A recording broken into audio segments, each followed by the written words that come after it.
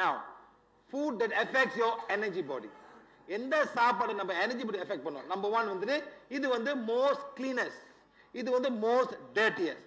அழுக்கான சாப்பாடு, இது வந்து கிளீனான, இது வந்து பாடி எஃபெக்ட் பண்ணும். நம்பர் 1 வந்து நட்ஸ், விதைங்க, ஆல்மண்ட், கேஷ்யூ நட், பிஸ்தா, இதெல்லாம் வந்து நல்லபடியா பாடி வந்து ஹெல்த்தி ஆகும்.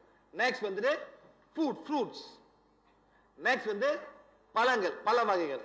இது வந்து வெஜிடபிள்ஸ். நெக்ஸ்ட் வந்து sea fish with scales, கடல் மீன் பிராலோட. நெக்ஸ்ட் வந்து sea fish without scales, அல்ல பிரால் இல்லாத மீன். திமிங்க பேர் என்ன? ஷாக்கா? ஷாக் தமிழ்ல வந்து என்ன சார்? சுறா. சுறா புட்டு சார்.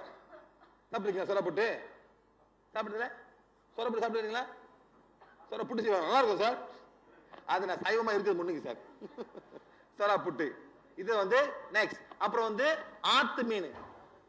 ஆத்து மீன் எப்படி நாரம் தருமா சார்? சுண்ணாம்பு போட்டு எல்லாம் கழுவுவாங்க ஆத்து மீனை, அவ்வளவு நாரம் ஆத்து மீன்.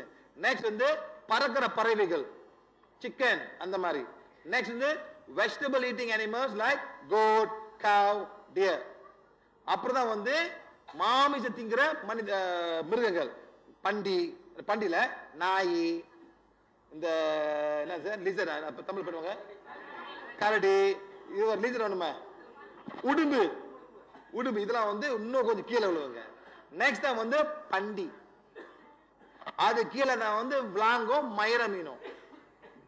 புரியுதுங்களா? சோ நம்ம எனர்ஜி படி கிளீன் ஆகுமா மேல போக ஆரம்பிங்க, அப்படி போய் போய் கடைசி வந்து இங்க வந்து நின்றுங்க. இது வந்து எனர்ஜி பாடியை நம்ம கிளீன் ஆக்குறது. சில பேர் வந்து கரடிமா இருப்பாங்க, எல்லாமே தின்னுட்டு இருப்பாங்க. நம்மளா என்ன சார்? நம்மளா யாரு? சைவத்துக்கு யாரு?